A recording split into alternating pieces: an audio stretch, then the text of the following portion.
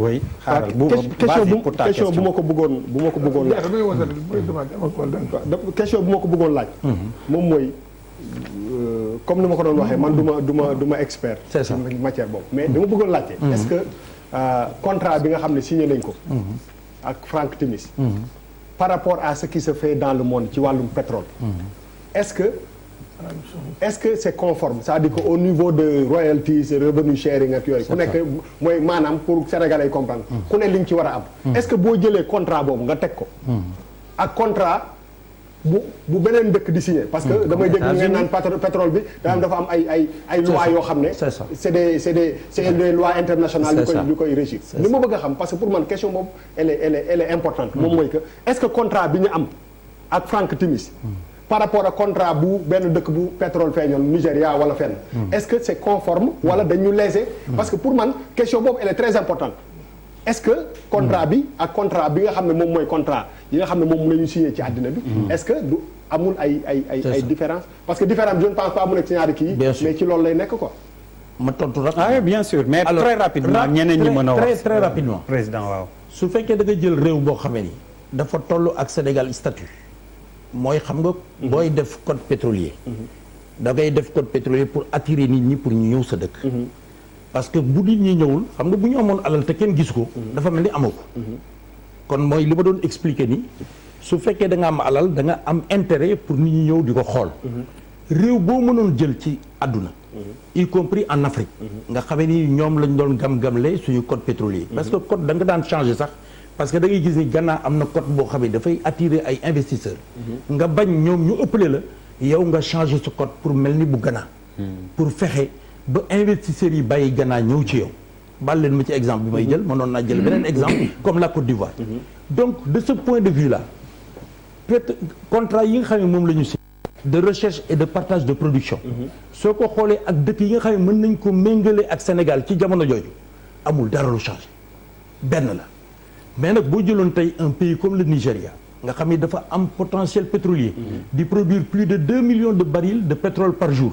kooku beneen statut la am loolu moo tax Sénégal bi nga xam ne ni def nañu découverte rek li ñu jëkk a def mooy changer code pétrolier bi indi code pétrolier de 2019 ba nga xam ne dañu dugal loo xamee ni tey bloc mënoo ko am Sénégal te defuñu appel d'offre parce que lu tax parce que bu ñu deful appel d'offre bu njëkk bu mënuñu def appel d'offre parce que dañ daan daw ci ginnaaw nit ñi naan leen dara amagul woon mais tey nag am nañu dañu changer statut beneen la ñu doon keneen la ñu doon kon nag alors on a compris Khalil parce que dama bëgg a interpeller maître très rapidement tamit sur plusieurs points soulevés Khalil vas-y waaw man damay revenir rek ci intervention président ay nit ñi moi je pense que bon explication bi mu joxe yomb na loolu quoi li wax ni bu fekkoon affaire noonu la demee je pense que bon coow yëpp du ko waral continuité de l'État am na loolu kenn weddiwu ko parce que le problème qui se pose mooy encore une fois entre deux tours yi wax nga ko amoon na décret bu ñu préparé woon numéroté wu ko oui quand le président est venu il a demandé une enquête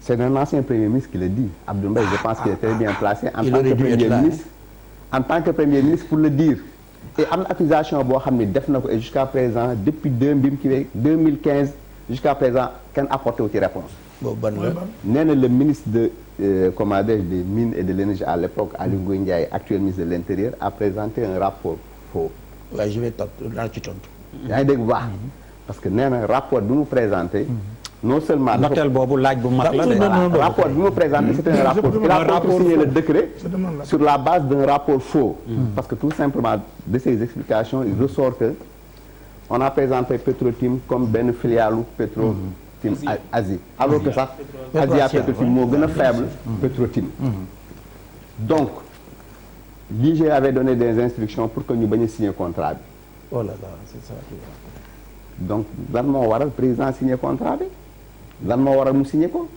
parce que coow depuis 2014 coow li mi ngi fi à chaque fois bu ñu waxee premier ministre génn def conférence de presse comme interpellation je pense que mun na répondre directement non der je pense que suñu bëggee suñu waxtaan leer da ngay génne kayit non kii non mais attendez on a vu les papiers laissez-moi vous dire moi décret yi ngay wax nii tous ces non waxuma décret xam nga documents yi ngay wax nii da nga ne du lu bees ñu non da nga ne documents yi déglu rek da nga ne dama ni may ma tuuti rek dama lay laaj da nga ne dañu def benn rapport de l'inspection générale d'État. mu joxe ay recommandations. effectivement wax président de la République kooku laa bëgg nga indil ma ko fii. mais wala nga seet ku ko am. non mais li may wax lu leer la parce que il faut pas quand même qu'on parte xam nga coow li lu koy indi. amul su fekkee coow dafa am. te ñiy wax dañuy wax rek pour fural. te kenn du génne loo xam ne mën na ko firndeel. mais président taxawul fi mu j'ai mis sur le coup de non mais attendez ça c'est autre chose. non ne parle pas de ça. non xam nga rapport la. xam nga ça c'est important. kenn mënu ko nier. da nga wax léegi bàyyi ma yeggali le premier ministre Khalil déglu la plainte bi ñu déposé OFNAC. parce que affaire yi def commencé wu tey y a des membres de la société civile avaient déposé une plainte au niveau de l'OFNAC. Des journalistes basés au Sénégal et en c'est pas affaire pétrole bi li problème bi du tey lañ ci wax yàgg nañ cee wax. heureusement c'est-à-dire dama am na accusation yoo xam ne depuis le début. heureusement ñu ngi koy formuler. heureusement on a dit qu'il y a la présomption d'innocence. donc effectivement là on ne revient pas. moi ce que je dis. président donc vous dites que rapport boobu kenn mënu ko génne amul. mais nañ ko génne xam nga sama njëlbeen wax dama ne. man d'accord naa ci ñu saisir procureur de la République. pour que bu rapport amee. ñu xam rapport boobu kan moo ko def. kan moo ko commandé parce que man xam naa nu administration di doxee. xam naa ne inspection générale d'État. seen programme de contrôle. mais kooku lettre de mission la. boo xamee ni présidence moo la koy jox. autre accusation grave bu mu wax. venant du premier ministre. moo tax mu bëggoon tamit boobu laa bëgg a tontu loolu c'est-à-dire un faux rapport en conseil des ministres. mais ce n'est pas possible xam nga lu tax. je vais te dire Abdou Mbaye Abdou Mbaye nga wax Abdou Mbaye. président Sénégal kii Abdou Mbaye. dama la jox léegi. benn lettre boo xamee ni le 5 juin 2012. la ñu dugal le décret là. 5 juillet 2012 yónnee ko le secrétaire général du gouvernement. pour transmettre ko les 2 décrets yi nga xam ni moom le président signé le 19 juin. xam nga loolu soo ko defee jox ko gouvernement. suñu constitution lan la wax en son article 57 dafa wax ni le premier ministre est le chef de l'administration gis nga loolu bi ñu ko defee amul benn conseil des ministres boo xam ne tenir nañ ko il y a 2 conseils des ministres entre le 5 et le 19 il y a le conseil des ministres du 7 juin et il y a le conseil des ministres du 14 juin ñaari conseil des ministres yooyu mais xanaa conseil des ministres saa bu ñu ko teniree. déglu rek dañuy def benn communiqué explication yi ngay joxe nii. en son temps. waaw Mouhamed Boun Abdallah Dionne joxe na ko. en son temps Thierno Alassane Sall. waaw mais c'est-à-dire li ngay wax nii c'est-à-dire que du lu bees. c'est-à-dire que defal naa ko bon mais Thierno mais écoute Thierno Alassane Sall baal ma tuuti l'explication yi ngay joxe. Thierno Alassane Sall. en août 2016 taxawul fii di li Abdou Mbaye wax yëpp du dëgg. que les contrats ont été bien signés est-ce que boobu discours lay tenir tey il est sorti du gouvernement en 2007 est-ce que loolu la continuer de tenir man mën naa la jox man fu mu bindee jox la ko nga lire ko. waaw moo tax ma la explication yi ngay waxee en son temps ñi concerné wu ñu ñëpp joxe na ko. c'est-à-dire bu nit ñi changé dara ñu changé li ñuy wax.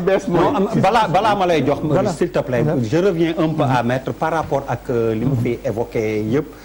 et la responsabilité effectivement de la répartition est-ce que décret bi à un moment nguur gi doon génn tàmbali na ko mais ñoom bi ñu ñëwee est-ce que amul liggéey goo xam ne buñ ko ci defoon coow li yëpp mun nañ ñu éviter problème bi beneen aspect bi mu lay interpeller it wax na ko waxaat ko Aliou Sall personne privée oui mais quand même frère du président est-ce que ça ne gêne pas est-ce que jaadu na rafet na surtout que dafa am bukki bu ñu maatoon yàggul dara waaw xam nga le principe de la continuité de l'État kenn du ko discuter.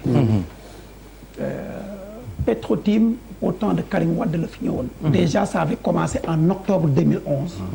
où Karim Wade avait demandé à Petrosen d'étudier la demande d'exploration. Donc processus bi commencé woon na déjà. En octobre, le 10 octobre déjà 2011. Finalement négociations yi aboutir. ba Petro-Tim am accord ak Petrosen. ñu signé l'accord qu'on pourrait même considérer comme un accord cadre. daté du 17 janvier. Au détriment de Tullium. oui je vais revenir sur ça. parce que bruit bi am après ci Tullow la jógee. parce que Tullow qui a saisi le président pour dénoncer. mais il faut chronologie bi leer pour Sénégalais yi comprendre. sinon c'est trop complexe man duma spécialiste. droit pétrolier. mais juriste là Sénégalais là c'est un dossier qui m'intéresse. xawma lépp nag. mais je pars de constante pour demander mu leer moo tax parce que xamuñu. mais il y a des constantes yoo xam ne mu ngi fi. mooy donc à la suite de ces négociations. on a signé un accord le 17 janvier 2012. waaw jéem ko wax ci wolof. waaw ñu signé. waaw xaatim contrat 17 janvier 2012. ñu tuddee ko contrat de recherche. de production et de partage. c'est ça. où ñu ne ci li ñuy am Petro-Tim moom 90%. Petrosen moom 10%. mais ce qu'il faut retenir contrat boobu mënul entrer en vigueur tant que jëloo décret d'approbation. am na ku ma lire mu naan c'est une simple formalité non c'est pas une simple formalité administrative. parce qu'il faut mu am décret d'approbation pour produire des effets. ça veut dire que tant que signé wuñ ko contrat boobu du jur daal. kon mënuñu wax ne simple formalité. il est vrai qu'il y avait les élections dégg nañ parce que ñun ñëpp dara wóoruñu ci. parce que nekkuñ ci biir xolu état. donc on travaille sur la base d'hypothèses. que l'ancien régime jëloon nañ décret d'approbation mais jotuñ ko signé amuloon numéro. mais il reste que après l'actuel régime jël na 2 décrets d'approbation du 19 janvier. benn bi numéro 596. benn bi numéro 597. c'est ça. après 2 rapports de présentation de l'ancien ministre. Bien sûr. n'est-ce pas. parce qu'il faut nga def rapport de présentation en conseil des ministres pour ñu jël décret d'approbation. pour dëggal ne contrat ba njëkkoon xaatim. ci jamonoy Ablaye Wade contrat bi léegi mën na jur la mu war a jur. c'est ça. maintenant le problème qui s'est posé man question yooyu lay posé. j'aurai solution. fekkee wu ma bañ koy signer. citoyen lañ mu am lu ñu gis sur l'espace public. dañuy poser hypothèse am na ou amul. xaw ma mais ay hypothèse la. looloo tax ma jàpp man ne war nañ ci mën a def enquête pour leeral. li ci am mooy benn comme ni mu ko waxee léegi amoon na ñetti code pétrolier. 86. ci au temps 86 au temps Touloy ci la amoon les gaz de Diamniadio. mu am 98. c'était un code incitatif entre guillemets. c'est sous le régime du code de 1998. ci la Petro-Tim signé. parce qu'en son temps amuloon appel d'offres. maintenant li amoon mooy. pour nga mën a signer contrat il faut nga am capacité technique ak capacité financière. maintenant am na ay sénégalais. parce que ay hypothèses la ñuy posé yu jàpp ne Petro-Tim amul capacité financière ak capacité technique pour ñu jox ko ko. li koy waral mooy parce que Petro-Tim bi ñu signé contrat boobu ba pare ba départ def na 1 an parce que dafa jëloon engagement ne dina dépenser 200 millions de dollars dans le cadre des recherches. loolu tax ñu lay wutloo capacité financière. parce que mbiru pétrole du caaxaan il faut beaucoup de moyens. même les types de contrats il y a des clauses de stabilisation des clauses d'échelle etc. c'est très complexe en droit. moo tax ñu lay laaj capacité boobu mooy est-ce que am na koppar boo mën a indi pour def gëstu yi. donc il s'était engagé Petro-Tim à chercher 200 millions de dollars. mu def 1 an amu ko. mu defaat une demande de renouvellement. la deuxième. ba bi mu desee 4 mois. pour mu jeex amu ko. après mu revenir vers l'État. ne am na benn société américaine ñu koy wax Cosmos. ñoom nee nañ su ma leen joxee 60% ñoom am nañ moyen. pour def gëstu bi. maintenant Sénégalais yi la question qu'il se pose certains mooy. dès lors que Petro-Tim amul capacité technique et financière. te état bi amoon na possibilité résilier contrat bi. dem discuter directement ak Cosmos. récupérer les 90%. pourquoi état bi résilier le contrat bi. négocier directement ak Cosmos c'est une question légitime. amuñu réponse bi mais c'est la question qu'on se pose. mais état bi deful loolu. résilier le contrat bi. dafa jox accord. ne ko donc mën nga signer ak Cosmos. donc ñu jàpp ne dans le management de cette question. on a estimé ou certains Sénégalais dañu jàpp ne am na dysfonctionnement. parce qu'il y avait une occasion. pour régler cas pour may ma continuer pour mu xaw a leer parce que. mën naa laaj nga continuer nga continuer. non doo ko laaj benn point. mooy na wax date yi bu daanelee je te promets bu daanelee ma jox la. moo laaj li muy wax la. non non daf la bëggoon laaj nee na ci biir li ngay wax nii. mais bon su jeexaloon c'est intéressant su jeexaloon ma jox la de toute façon. je dis loolu la ñuy interroger pourquoi l'État période boobu bi ko Petro-Tim ne man aw ma capacité yi mais gis naa société bu ko mën mënul profiter wu foofu ne ko damay résilier kon que mënoo dem man ma négocier directement au lieu nga jox ko 60 dese 30 man ma jox ko 60 jël 30 yi yokk ci suma 10 am 40 donc pour suñu gis-gis ñenn Sénégalais dañ naan mais l'État avait l'occasion yokk dooleem. Maintenant c'est des interrogations qu'on se pose. léegi bi mu ko joxee ba pare. il est vrai que période boobu découvrir uñ dara. il faut le dire. après bi ñu ko joxee. en avril 2014 Cosmos après la Cosmos découvrir. Le pétrole. Maintenant, avant Cosmos de Kodjel, il y avait un débat. Parce que les sociétés américaines, c'est des sociétés cotées en bourse. Il y a des exigences d'éthique et de corruption. Donc, les Américains avaient dit, comme que Rakou président, moi gérer société Petrotimbi, nous devons valider l'opération. Parce que de fait, le frère du président a quitté. Après, il a fait joguer pour nous faire l'opération. Nous quitté Petrotim. Nous avons fait opération pour des ventes parce que les Américains ont une exigence. Après cela, ils sont allés créer, nous descendons 30%. Frank Timis est allé créer Timis Corporation. Gel Timis, Boletchek, African Petroleum, Mineral Limited, créé Timis. Nous avons le jeune frère du président un contrat de consultance. N'est-ce pas? Les 30%, ils ont décès. Mom la gagne. BP mais boobu nag pétrole bi génn na ñu valoriser ko mais kon ka état du Sénégal dafa am droit de préemption. droit de préemption mooy lan. parce que pétrole alalu état la. mooy sooy jaay. da nga may yëgal. mais ma validé. ba pare lever option. mooy am naa 15 jours pour ne dama lay autoriser nga jaay ou bien du ma la autoriser man dama koy jënd. léegi état bi kon ka période boobu xamoon nañ 1000 milliards de mètres cubes. wax parce que li ay wax la rek amul kenn lu ñu leer 30% yi lu fi nekk. Pourquoi l'État du Sénégal?